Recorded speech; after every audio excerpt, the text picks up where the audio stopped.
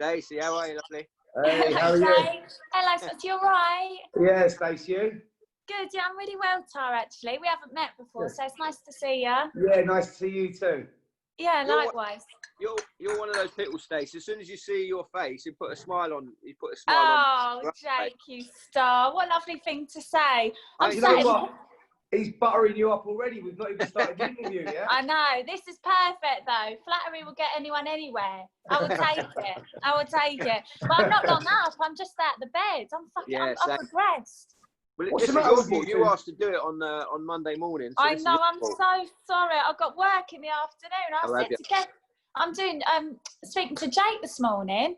He said, "Oh, what time?" I said, "Oh, 10 o'clock." He said, "Who fucking does a podcast at 10 a.m.?" I said, "Oh no, it's totally my fault. So, sorry." We'll just clear that up. Sorry. Yeah. Yeah. So I'm just saying, I ain't been up long, so. You're an early riser, Spence, aren't you? You get up early. I was up at 6, mate. I've been over the park. I've had a little workout already. I can't believe you two. This lockdown's affecting you both. Like lying in bed. This is like midday now, isn't it? It's ridiculous. I'm disgusted. I'm honestly. I really, really let myself go. And I had all these grand plans. You know, when it first became apparent what was going to happen, I thought, right, let me sort myself out. I'll be eating well, training. Nonsense. Yeah, I'm a complete liar.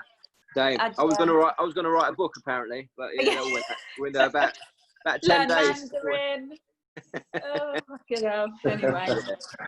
So Stacey, when I met you properly at the EastEnders Secrets of the Square, we were talking about your year and what you sort of lost out on. You had a full year booked out, didn't you, work-wise? What sort of things were you going to do? You're going to be all around the world, weren't you? Yeah, so that was the grand plan, but like everyone, you know, everything's just been postponed, so we're all sat here sort of waiting for the green light. But yeah, so I was supposed to be doing a book tour around Australia, which was really exciting because actually I've never been to Australia. So obviously, yeah, we can't do that. And then I was meant to be in the States. We were going to make a series. It's called Stacey Sleeps Over.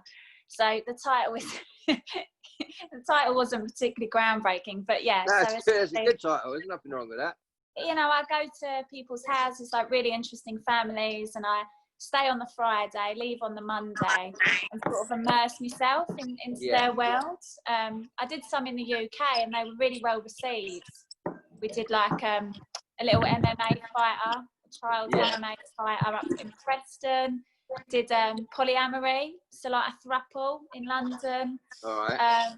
Did a family where sort of it's child-led parenting, so there's no rules. Sort of landed gentry, so you know, people that I don't necessarily sort of spend a huge amount of time with. And what's the idea of that? Sorry, Stacey, to stay over. What's the idea of that, to stay over for the 3 nights? Is it that you'll get content from them that you wouldn't normally get if you're living with them and all that? What's the idea of that? Yeah, so a bit of that. I think as well, it changes the dynamic. You know, when you're sort of having to ask tricky questions sometimes, but you've also got to have dinner with them after, and then like stay in their house and ask if you can have the heating on or whatever. How weird is that? How weird is that though, to do that? Because there's some unusual people you do them documentaries on as well. I know. Do you know? And it's funny because you sort of you become fond of people that you wouldn't necessarily have thought you'd sort of click with. Yeah. And you know, in other cases, it's like, you know, I thought we'd have a bit more in common, and we're on totally different pages here.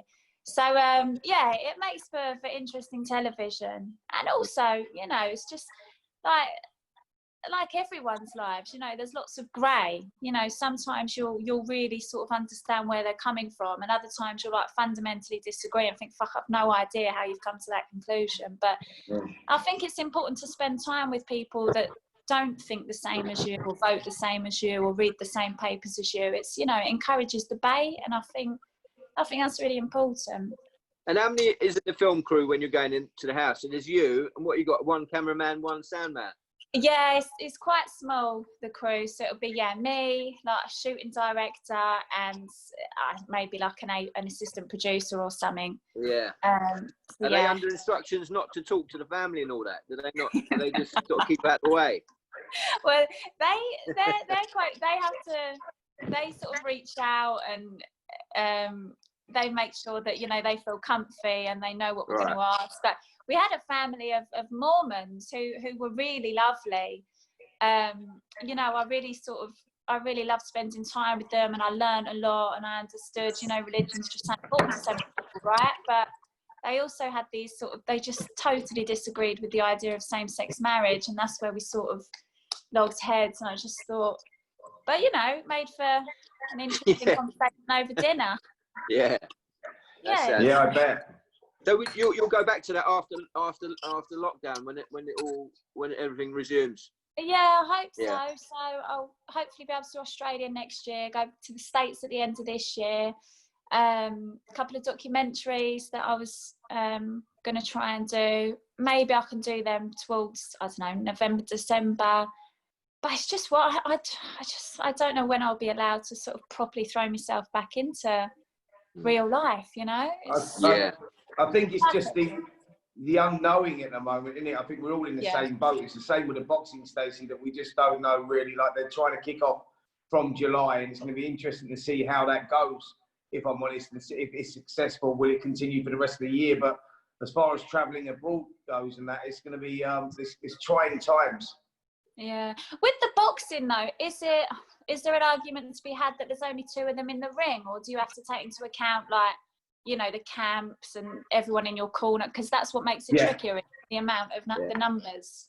Yeah, it's the numbers. Like, so I think they're allowing 90 people per show at the moment, and everyone's obviously got to go to a hotel before, get tested. If they're clear, then they go just literally from the hotel to the fight camp. You got, I think the problems were with these spit buckets, you know, the contacts with the fighters and stuff like that. But they've overcome that now. They've met all the guidelines, and yeah, it's going to be interesting. July is going to be fascinating. July the 25th, it all starts. Yeah, it's all kicking off. Eddie Hearn's back garden. So, oh my God, have you seen the size of the garden? Yeah, he's your mate. You've done his podcast. Yeah. Yes, he was actually, you know, it was really lovely to me. You know, I know he gets stick, but no, we did. I think he was doing a podcast last year for Radio 5. But yeah, no, he was really interested and interesting. But fuck, I saw the size of the garden and the house. I thought, gee, I can't believe. Yeah, it's enormous. I live in a little 2-bedroom flat.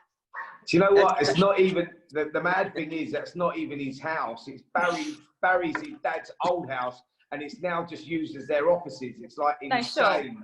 And you know what I mean? It's like, you know, it's the biggest office I think probably in the world.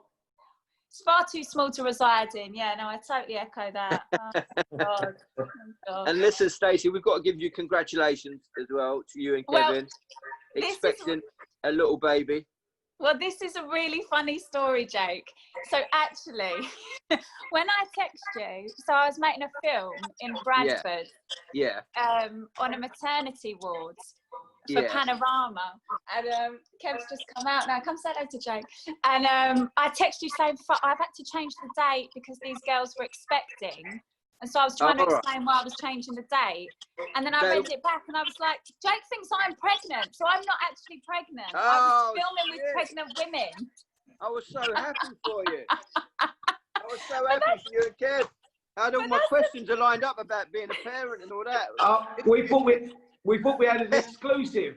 But then I said, and then when I read the message, I thought, how you doing, Kev?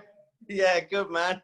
Oh, good, bro. Much better knowing that she's not pregnant. I'm not pregnant, but not that I know of. That would have been a great way of finding out, Kev, wouldn't it? But Jake sent such a lovely message, like a really kind message. And actually, what this story illustrates, if you've got a massive, massive secret and you don't want the tabloids to be across it, tell Jake Woods. Yeah. Well, I asked you, didn't I? I said, can we mention it on the podcast? Yeah, of course. I wasn't going to just blurt it out. The next conversation Jake had was with me saying, mate, we've got an exclusive going out on the podcast. When I do find out I am pregnant, you'll be the first to know. Listen, you have to let me know first now. I will. But you were such a sweetheart about it, and I thought, fuck, he ain't told us so. But I was genuinely, I was so excited for you both. I was like, I was really happy. So yeah. Oh, when I am pregnant, let me know. I will. You'll be the first to know, Jake. So this is Stacey. Did you enjoy the Secrets of the Square, the EastEnders thing? Do you know, I really did. I really enjoyed it. So they called me because it became apparent, you know, God, we're not going to be able to get any more episodes out, and you guys weren't able to work, were you? Yeah. We're all sitting at home. But you're back now. Are you back? Yeah, we started back last week, Monday. How was it? It's all right. It's all socially distant. Everyone's 2 meters. So it's really weird, but it's all right. But they've got different ways of shooting it, so we look like we're closer. But there's all people kissing and all that. I don't know how they're going to do that. Yeah. We haven't got to those bits yet. No. Well, yeah, Max loves a kiss as well, doesn't he? So he it's going to be different for you. He loves the lips up, yeah. So. But they called me and they just said, you know, do you know about the show? Do you watch the show? I said, you know, of course. And they said, oh, we'd love you to just invite some of the actors, you know, the most loved actors, and we'll have a conversation. Just want it to be quite informal and quite candid about, you know, their careers and, you know, what's going to happen going forward, etc. So I was delighted that they were able to have me round, and it was nice to work, you know. Stace, I've got a question for you. Yeah, go on. If you was a character in EastEnders, who would you like to play? I'd want to be the landlady. Nice. Yeah, straight in. I'd want to be in charge of the Vic. Do you think you'd be throwing your weight about a bit in there? Oh yeah, I'd be a nightmare. I'd really let it go to my head. Yeah, I'd be really playing up, throwing everyone out. No one would be safe. But it's funny, when I met a couple of the girls, whatever, they were saying, oh God, you really remind me of Patsy Palmer, like Natalie. Jake was saying, fuck, you're so like Patsy. So I don't know, maybe I would have to. Yeah, I've known Patsy since I was about 10 years old. You definitely have got some character traits in the red hair. She lived in Brighton when I was there, but I never met her. They're out in Malibu now. I know, that's hilarious, isn't it? And she's like a really cool DJ in LA. Is she what? She's like a really cool DJ in LA. Yeah, she's all like peace and love and all that. She's so laid back. It's so cool. Yeah. So listen, who was most like their characters, Stacey? Ian Beale. Brilliant. And it was really funny because Tish, who I really fell for, I really, really fell for Tish. I thought she was a real sweetheart and really camp and like really filthy. Yeah. Tish and Adam, the guy who plays Ian, were sitting together, and I was saying, God, I'm so sorry, because I kept calling Adam Ian. I said, I'm ever so sorry. You really, you know, you're really believable. And Tish went, he's exactly like him. He's exactly like him, and he was mortified, devastated, thinking, Yeah, it's hard to imagine a real life character like Ian Beale. So for you to say that, crazy. Oh, poor old dad, he's going to hate hearing this, I tell you. Yeah, he will, and I'm sorry, Adam. I am sorry. And who was least like their characters, Steve? I would say Tish. Tish is probably a good one. I love Tish. I don't know why I loved her so much. I really enjoyed her company. I just thought she was really dirty. Yeah, she's filthy. Yeah. Yeah, she's just so like, someone handed her the mirror because we had to do our own makeup or whatever. No one was allowed to touch anyone. So the makeup artist handed her over the mirror, and she got the mirror. Pulled her legs apart, and looked up her skirt, and went, "Yeah, it's all still there." Bloody hell. My God! You don't see that on EastEnders, do you? That'll be on the red button. Jake, didn't you used to do late night EastEnders? That went on for a while, didn't it? That was a little bit more near the mark. No, you've made that up. You're talking about Hollywood. Nah, there was, man. There was, mate. I can't believe you don't even know about that. No, there was never a late night EastEnders. I think you're talking about Hollyoaks. Hollyoaks done that. No, it was an EastEnders, no, wasn't there? Nah. Perhaps I have made it up then. There was a live show. There was a couple of live shows, maybe in them. No, we've never done late night. Oh, okay, perhaps I'm talking about. I must be watching different different programs. Yeah. I think we'd be off the air if we went late night. It wouldn't last long. About a week. Not by the sounds of it, anyway.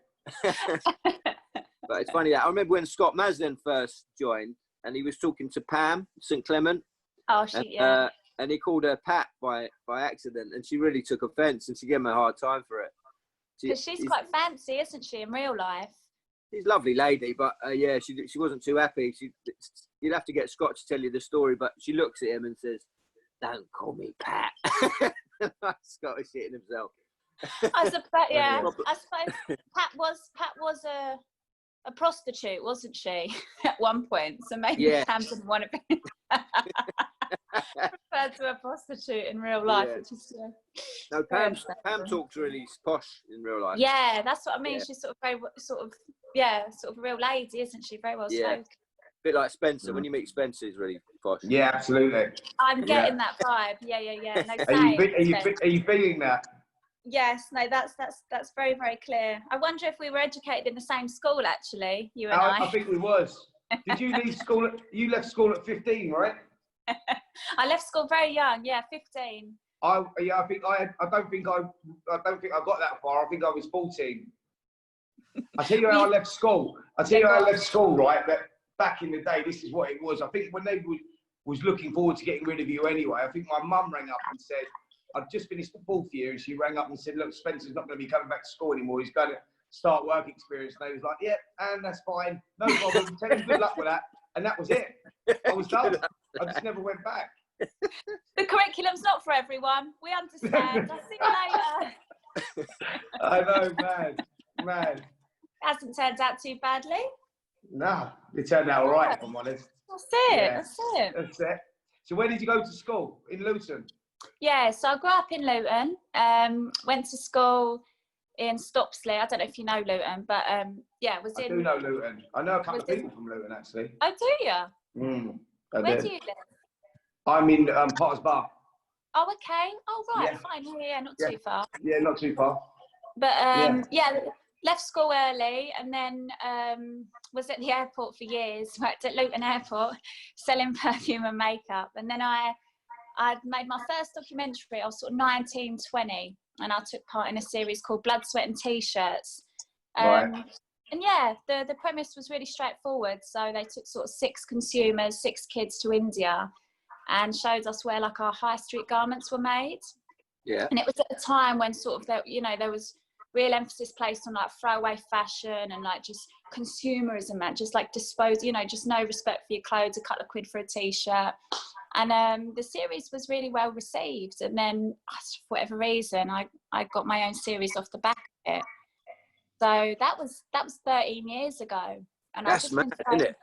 Did they just literally call you up and call you in and picked you out?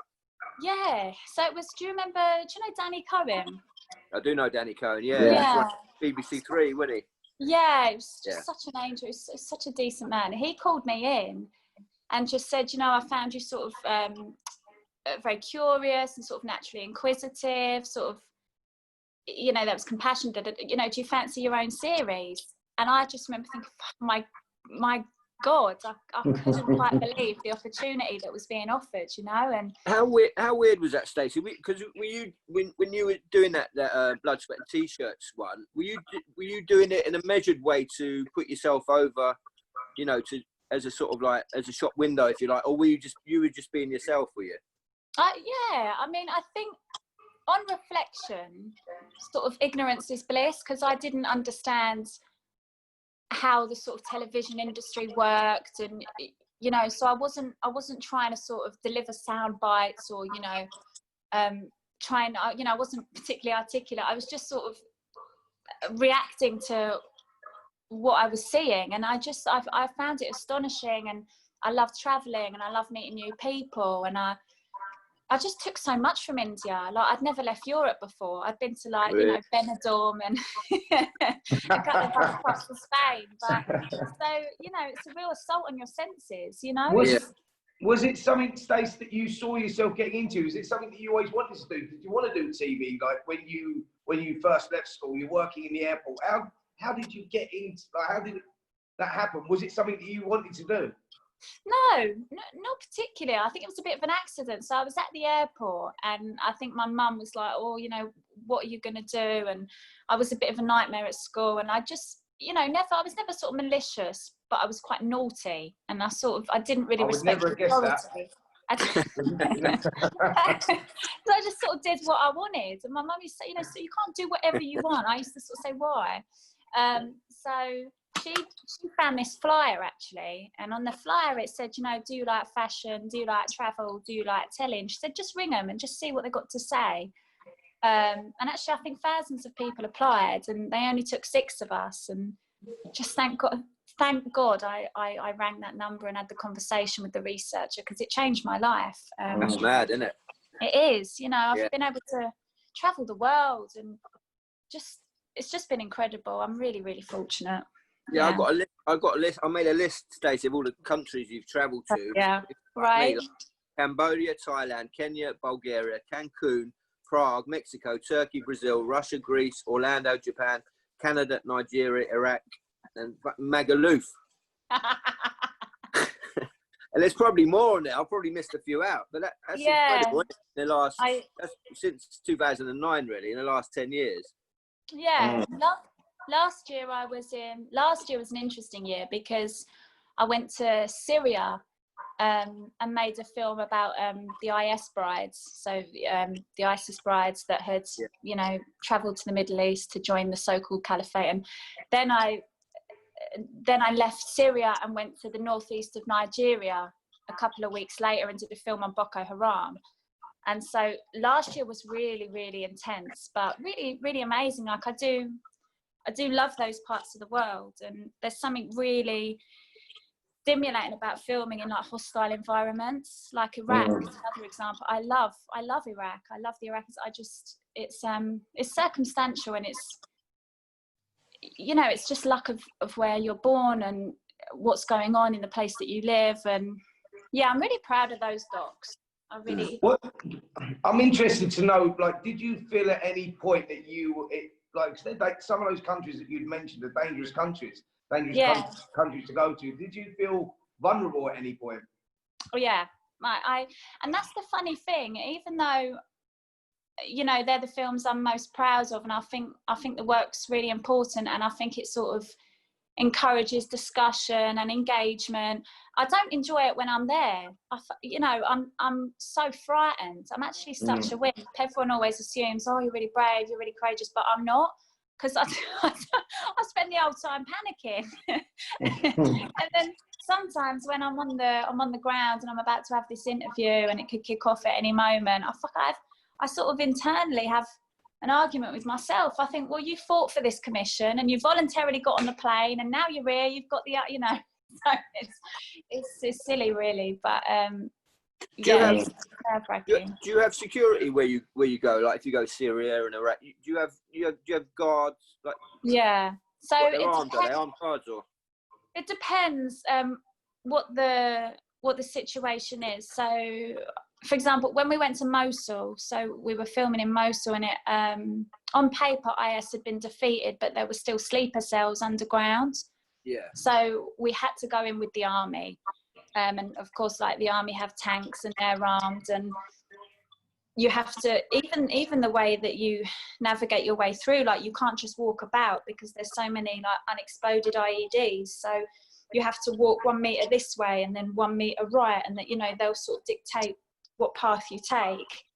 But then in other situations, you know, if you're interviewing somebody who, you know, is a survivor of, I don't know, sexual violence, for example, you know, that has to be a lot more comfortable, and the fewer people the better, just to make sure that they feel safe, I suppose.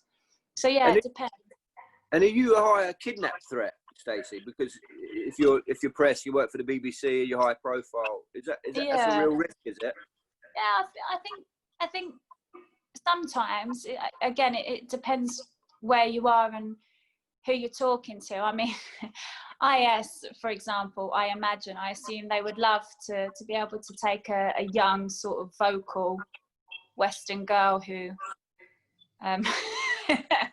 doesn't have very positive things to say about them. But that's the thing I would be most frightened of, being kidnapped. I don't even get frightened of getting shot or getting, you know, those things don't play on my mind. The idea of being taken scares me. Do you feel that it's going to be more difficult to do these documentaries the more famous you become, Stace? Because I think I'm reasonably well known in the UK, but nowhere else, which I think really lends itself. So I don't worry too much about that. I think I'd be restricted in terms of what I could make in the UK now. I think I'd struggle to go undercover in the UK. But elsewhere, no one knows me. I'm not known at all. So, yeah. Can I just go back to that kidnapping state? Have you had kidnap training, or did they give you advice what to do? So what do you do if you get kidnapped? What's the first thing?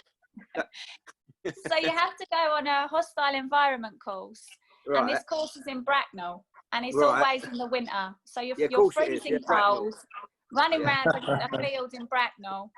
And but it's quite full on. It's like a week's course, and you know, it's kind of quite realistic. So they will like jump out at you when you least expect it, and they'll put a bag over your head, and then they put you in. Who runs this course? Is it a private? It's a private run thing. Yeah, I think it's like it's a private. Do they teach you any sort of combat sports to go with that? Like, are you taught any sort of boxing? Are you taught any karate, anything like that? Nothing. Nothing. I've got nothing. What you're taught is you have to show them that you're human as quickly as possible. So you have to build up that rapport. So it's more difficult for them. The thought process is it's more difficult for them to harm you when they see you as a human being.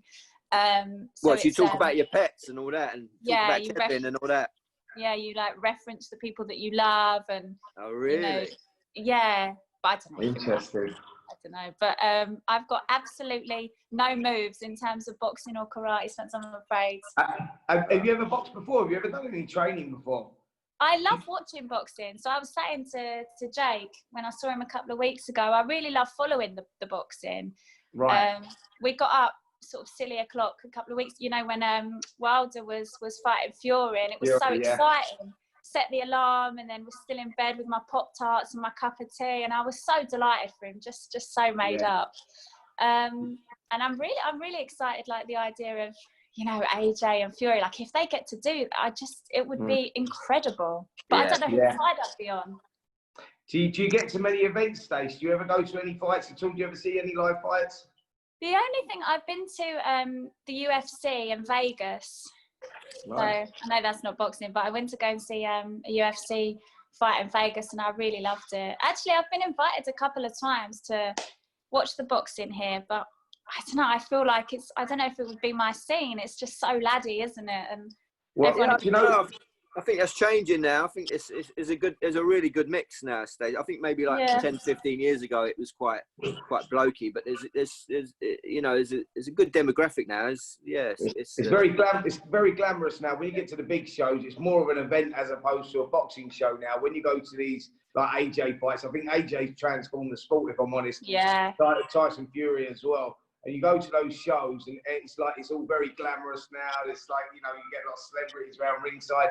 It's not like back in the day when I was boxing, when you had the geezer in the back of the York Hall smoking and taking bets and all that.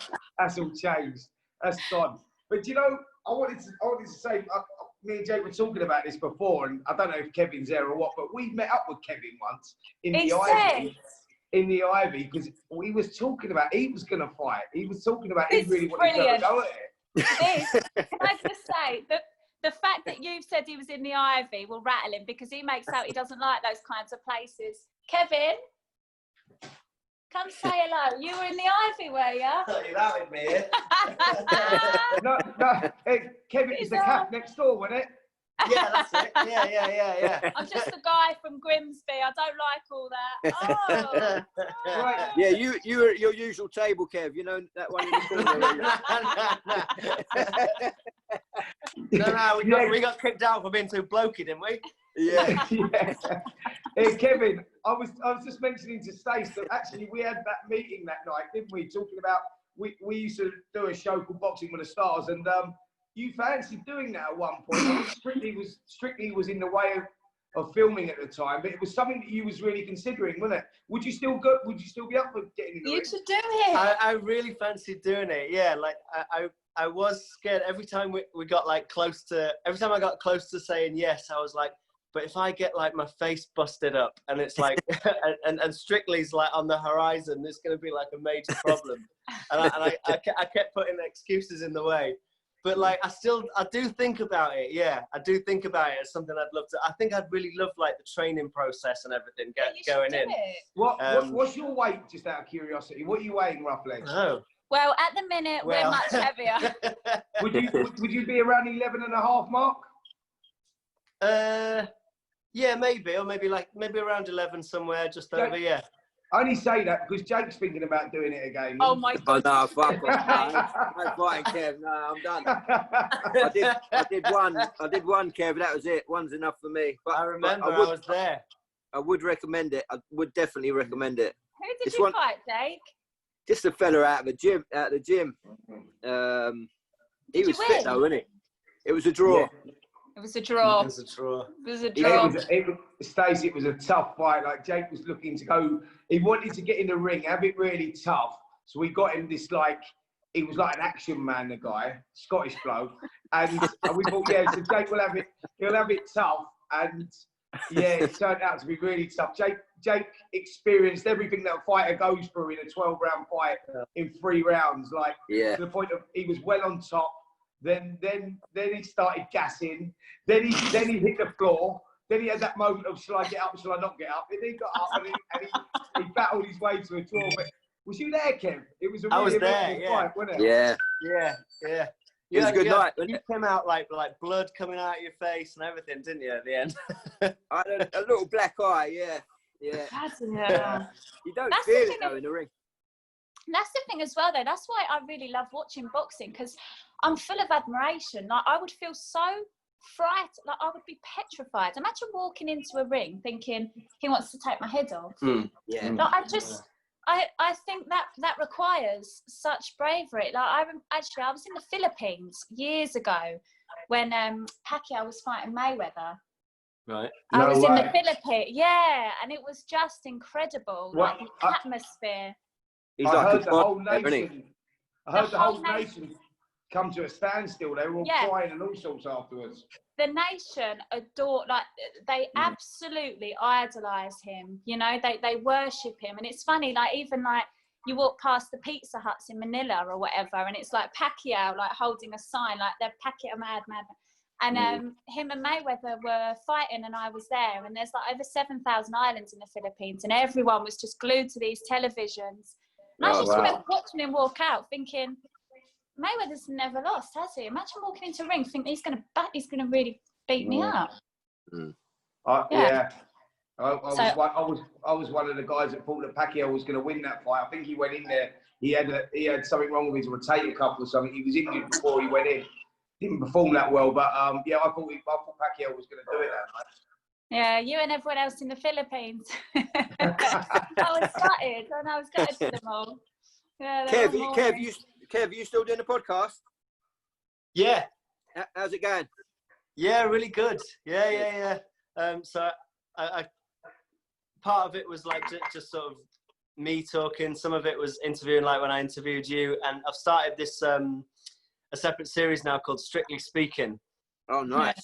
And what we do is like we take someone who's been on Strictly, like a celeb or a pro, and do like a look back of like their series and dance by dance. Yeah, like break it down dance by dance, and why did you go with that song, and what were the challenges in training that week, and what did you think of the like week by week of sort of break down the series. Oh, that's great. Yeah. I actually just did one a few weeks ago with Jeanette, and she talked about your whole series. About you. Oh God. Yeah. We broke down your dances week by week. Yeah, that'd be interesting. I'd love to listen to that, because it'd be interesting to hear it from her point of view. Like, because obviously you guys you plan it out so meticulously in the background. We just turn up and fucking do what we're told. But yeah, I was always fascinated with the work, the work that goes in addition to what we're doing anyway. It's so intense, isn't it, for you guys? Yeah, well, we were basically raving about you for like 2 hours, and you must have been drunk. She was telling me your famous salsa number. Yeah. She was telling me that was originally going to be a completely different idea and a completely different concept. It was going to be like this limbo number, like going under the stick, going under the limbo stick. Yeah, that's right. Yeah, they brought the stick out, and I took one look at it. I went, I ain't fucking doing that. So then we worked some other stuff out. Did you watch him dancing, Spencer? What did you think? Oh, do you know what? I've got to be honest, Stacey. So when I knew that Jake was doing it, I wasn't holding high hopes, if I'm honest, because I've seen him out before and I've seen him dancing, so I didn't think that he would be able to produce what he produced. I thought he was unbelievable. That was unbelievable. That will last for years to come. Unbelievable, yeah. He amazed me. I thought you were great. I always say, don't I? You should have won that series. Oh, God bless you. Caroline won. Oh, Caroline Black, yeah. Yeah, Stacey, you were just, yeah. I've seen him in Little Italy, and it weren't that good. It weren't that good, you know. So no one's ever good in Little Italy at 3 a.m. You really feel the part, but you look like a moron. Video evidence would suggest otherwise. Yeah. We're doing a whole of Soho here, doing the IV, Little Italy, moving away around. Yeah, it's our little hangout. Oh God. Oh, brilliant.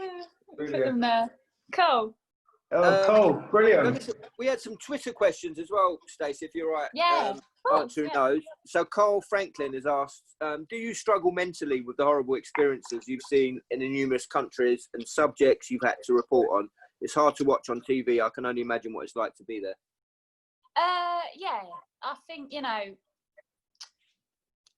I think because I'm stepping into such a surreal atmosphere a lot of the time, I sort of try and sort of stay quite calm, and I totally recognise that, you know, it's not about me, it's about the person that I'm interviewing. It's tricky when you're talking about kids, you know. So actually I've been to the Philippines a couple of times, as I mentioned, but one of the reasons was because I was following Homeland Security, and they had infiltrated like this paedophile ring, and, you know, the guy undercover was pretending to be a paedophile, and there was this sting and this massive operation, and like the access we had was unprecedented. Like, you know, we were able to follow their every move, and we saw these mothers like bring their kids to be abused. You know, she thought she was sort of giving these children over to have sex with this Western man, and that's intense. Where was that, Stacey? What country was that? That was in the Philippines. Yeah, but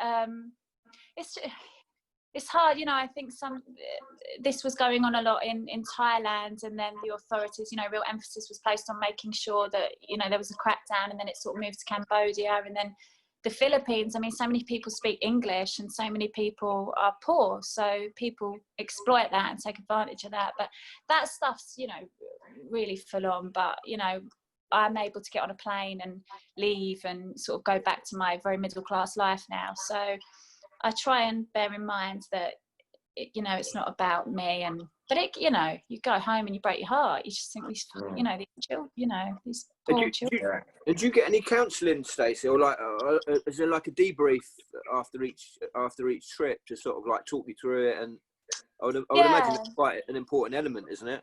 Yeah, I think, you know, there's only one time I've been offered it numerous times, and I've got to say, you know, this isn't me sort of paying lip service. The Beeb, who I do most of my work for, are good like that. They always say that you don't have to tell us, you know, there's the phone number. If you need to talk, you pick up the phone. Up until now, I've never had counselling or therapy, but I certainly wouldn't shy away from it if I felt I needed it. There was one time when it was tricky. I was in Iraq. I've been to Iraq 3 times. I think it was the first time. And we were driving around an area that had been sort of just completely obliterated. And I got out the car, and you could smell death. It's the smell of war is, you'd never forget it. And I got out the car, and I smelt like this stench. And I looked over, and there were like a couple of bodies on the sides. And I remember sort of having that image in my mind for a while, actually. And I thought, if I can't shake this, I perhaps will speak to somebody. But yeah, you just have to look after yourself, don't you? I think, you know, increasingly we're having those kinds of conversations, you know, making sure mental health is sort of at the forefront of everyone's minds. But I'm quite straight, I'm quite square, you know. I sort of don't drink, I don't smoke, I don't do anything like that. So my mind's quite clear, and Yeah, I'm lucky. I've got a lovely working relationship with my directors. So if you can see she's having a wobble or he's having a tricky time, you sort of just talk nonsense and kind of entertain escapism and put on Little Mix and dance in the car, you know. Yeah, that's really important. Oh, wow. Yeah, I would imagine. I suppose it must be. Yeah, you got to be reassured by the fact it's there if you need it, and I think because people, as that question illustrates, even watching these documentaries, they're really heart-wrenching and have a huge impact. So, and we're not there, we're not meeting these people and being as you say, like the smells and all that. It's a different sort of experience, isn't it? So. I never forget as well, like I was young, like this was years ago. I made a film way before Trump was on the scene, but it was about immigration, people sort of entering the States illegally from places, where was she from? Might have been Ecuador. Anyway, really amazing people just trying to get to the States because, they just wanted to earn money. I think her daughter was disabled and she just needed to get to the States because she wanted to pick strawberries near LA, and they had to cross a desert to be able to meet the coyote, who they would then pay to bring them over the line, and just so up against it. And these women were having to have injections because it was almost inevitable that they were going to get raped along the way. I mean, hardcore shit. No way. I remember one of the girls just didn't make it. She died in the desert, and I don't know why, I always remember this, but her hairband and she had a couple of pesos, like she had a bit of money at the side of her, and I never forget the hairband. It's funny things that stay with you, Wow. Yeah. Powerful stuff. Poor thing. And do you stay in touch with any of those people, Stacey, that you interviewed? Do they ask to stay in touch with you? Do they sort of, I suppose in some ways, do they look to you as a way out in some ways, maybe? Yeah, I've stayed in touch with quite a few people that we filmed with. Others, they sort of want to park it, and they find that the filming process quite cathartic, and then it's like, right, that's the end of that chapter, because often they're talking about quite chaotic situations. But yeah, I still speak to a lot of them. Like there's a girl in Iraq at the minute, Shireen, who's doing really well. She's studying. She's found her sister. When I was there, her sister, she didn't know where she was. Her family have relocated in Germany, so sort of things were on the up for Shireen. Family in Chicago I filmed with years ago, they lost their daughter, actually. She was shot. At the time, it was called Chirac. So they were losing more young kids in Chicago than they were in Iraq, young men. From what? Yeah, it was the murder capital of the US when I was there. Yeah, wow. And they're doing really well. The little boy's got a little kid now, and so it's lovely. Sort of, you're able to follow the progression, Sure. Yeah, you see the positive as well. That the yeah, positive. Yeah, exactly. Yeah. I've got a last question, Stacey. Where do you want to be in 5 years? I don't want to be in 5 years. Well, hopefully still employed. Yes, I'm sure you will be. You can't take that as a given at the minute, can you? Yes. I love making the documentaries. I'd love to be able to continue with those. But I also love doing like the entertainment, the lighter side of television as well. I think, some people are so desperate to put you in a camp. It's like, oh, do you do serious documentaries or do you make films about makeup, documentaries about, makeup? I think I'm just going to continue to do what I want to do. And also personally, just, you want to feel settled, don't you? And loved and... Well, listen, Stacey, if that day man. comes when you're going to announce that you're going to have the baby, please give us an exclusive. I'm going to call Jake Woods. We've been excited about that for a week. Oh, I've got one question for you. I've got a final question for you that I'd like to know. Yeah, go on. Right. So, if you could do a documentary on a boxer, who would it be? Well, I really enjoyed the series. Did you see the Fury series on Channel? Was it Channel 5? Yeah, of course I did. Yeah, loved it. That was unbelievable. I fell madly. I really fell for Paris. Everybody did. It's incredible. She come out of that so good. I think she came across like a real sweetheart and just so normal. The kids running round, her threatening to like smash the, what she said, she's going to smash the PlayStation up. Just, yeah, I really loved Harris. And I thought actually, you know, he said things in the past that, you know, I don't agree with, but that I've got a soft spot for Fury because I think he's so honest and he's so candid about, you know, his mental health and the journey that he's been on. I think that's why everyone loves to see him doing well. I love Dillian Whyte. I really like Dillian Whyte. I'd like to follow him. AJ, I think would be tricky because he's just a superstar now, isn't he? So there'd be so much in place. He wouldn't really be able to kind of get past you'd like to go through all the layers and get everything out there, basically. They're the best ones, isn't they? I think that's what's beautiful about Fury, that he just lays it all on the table. He doesn't care. Yeah. And I think that's why that documentary was so good, or that little series they done was so good, because you found out the real Tyson Fury. It was good. Yeah, he was, and the kids, they were just such a nightmare, the little kids, and I love that he allowed them to leave all that in, you know? Yeah. He sort of is what he is, isn't he? And maybe Dillian. I could follow Dillian Whyte. There's something about Dillian. Dillian's had a rough few years as well, like the path that he's had to all the fights he's had to take to get to where he is. He's had a rough time, hasn't he? Also, where he actually come from to become a boxer. He's like, before that, he had a kid at 13, Dillian. He had a kid at 13, man. Like he's had a mad journey. It would be a great story. He's got a few kids, hasn't he? He's got a few, yeah. Well, when you have your first one at 13, yeah. The grandfather. Crazy. He'll be cool. Brilliant. Listen, Stacey, thank you so much for coming on the podcast. Pleasure. Absolute pleasure. Yeah, brilliant. Yeah, bless you, Stace. My pleasure. And I can't wait. When you resume all your travelling again, good luck with all of that.